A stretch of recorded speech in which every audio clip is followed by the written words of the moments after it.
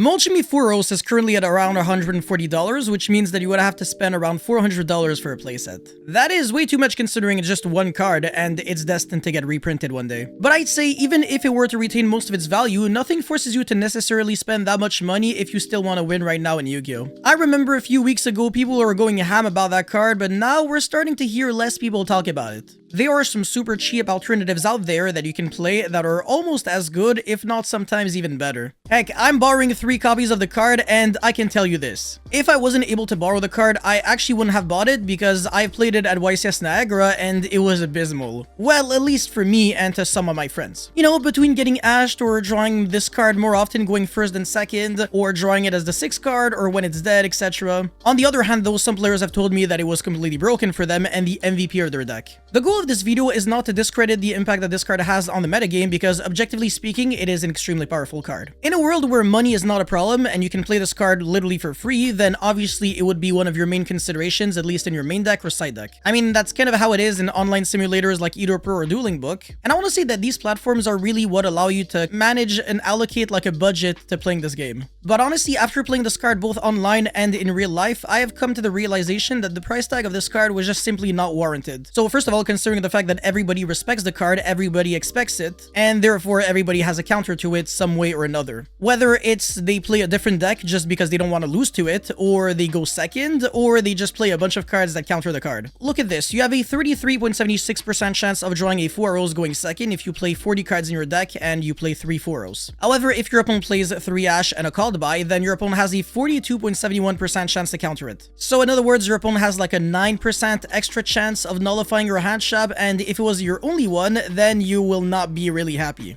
Now, post game 1, the card becomes significantly easier to counter because of cards like Triple Tactic Thrust or Crossout Designator. With 3 Ash, 3 Crossout, and a Call by the Grave, there are now 7 direct counters to Molchimi Furos, which translates to like a 63.93% chance of being able to counter it. So let that sink in. You could have played a hand shab that likely dodges Ash and maybe sometimes even Call by the Grave and Crossout if it's something obscure like Retelling C. But then again, Furos is not there just to hurt the opponent, it's also there to help you. A common strategy going second that people do is that they side out a few of their engine cards in order to side in more non-engine cards in order to increase the likelihood of drawing into hand shabs that could hurt the opponent's plays. Now, if you keep drawing cards while your opponent is playing, you can dig into more hand shabs in order to keep hurting the opponent even more, or draw into more engine cards in order to have more layers of play through your opponent's non-engine cards. Because I swear to God, the worst feeling ever is when you draw like 4 hand shabs and a 1-card combo, and then you go hand shab, hand shab, hand shab, and then my turn, normal summon your 1-card starter, and then you get impermed, and then all of that for nothing, and your opponent still kills you. Yes, it happened to me a few times. And by a few times, I mean literally always. In those situations, I would have loved having a cards that would help me draw a bunch of cards and also counter my opponent's counters to my plays. Now, fortunately for you, a card like Fantasmic is perfect in this situation because you draw a bunch of cards, you make your hand better, and also if your opponent has imperm for your starter, then Fantasmic can negate it. And also, Fantasmic gets you a body on the board, so if you play like the Fiendsmith engine, then you're really just one body away from going into Moon of the Closed Sky. By the way, this was another argument that I used to defend a card like Retelling C, because that way you can fully capitalize off of hand shopping your opponent to death while still progressing your own game plan. It doesn't matter how much you hand shop your opponent, if you can't play yourself, then all that was for nothing.